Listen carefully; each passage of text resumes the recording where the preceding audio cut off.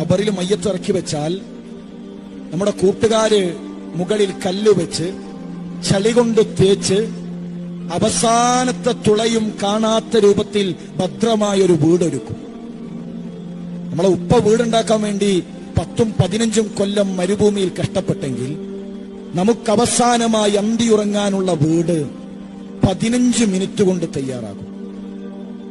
ആ ഖബറിൽ നമ്മൾ കിടക്കുമ്പോ പ്രിയപ്പെട്ടവർ പോകുന്ന കാലടിപ്പാടുകൾ നമ്മൾ കേൾക്കുമെന്നാണ്. നമ്മുടെ ഉപ്പ പിരിഞ്ഞു പോകുന്ന ശബ്ദം കേൾക്കും, നമ്മുടെ കൂട്ടുകാര് പിരിഞ്ഞു പോകുന്ന ശബ്ദം കേൾക്കും.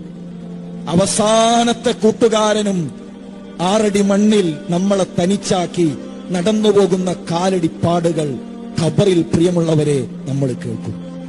ആ ശ്മശാന മൂകതയിൽ നമ്മൾ ഒറ്റക്കാണ്. അവിടെ ഒരുപാട് നന്മകൾ നമ്മുടെ ഖബറിലേക്ക് എത്തേണ്ടതുണ്ട്. ഖബറിൽ മയ്യത്തിറക്കി വെച്ചാൽ നമ്മുടെ കൂട്ടുകാര് മുകളിൽ കല്ല് വെച്ച് ചളി കൊണ്ട് തേച്ച് അവസാനത്തെ തുളയും കാണാത്ത രൂപത്തിൽ ഭദ്രമായൊരു വീടൊരുക്കും. നമ്മളെ ഉപ്പ വീടുണ്ടാക്കാൻ വേണ്ടി 10-15 കൊല്ലം മരുഭൂമിയിൽ കഷ്ടപ്പെട്ടെങ്കിൽ നമുക്ക് അവസാനമായി അന്തിയുറങ്ങാനുള്ള വീട് 15 മിനിറ്റ് കൊണ്ട് തയ്യാറാകും. ആ ഖബറിൽ നമ്മൾ കിടക്കുമ്പോ പ്രിയപ്പെട്ടവർ പോകുന്ന കാലടിപ്പാടുകൾ നമ്മൾ കേൾക്കുമെന്നാണ്. നമ്മുടെ ഉപ്പ പിരിഞ്ഞു പോകുന്ന ശബ്ദം കേൾക്കും, നമ്മുടെ കൂട്ടുകാര് പിരിഞ്ഞു പോകുന്ന ശബ്ദം കേൾക്കും.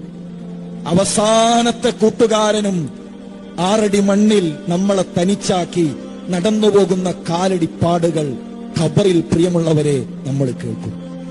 ആ ശ്മശാന മൂകതയിൽ നമ്മൾ ഒറ്റക്കാണ്. അവിടെ ഒരുപാട് നന്മകൾ നമ്മുടെ ഖബറിലേക്ക് എത്തേണ്ടതുണ്ട്.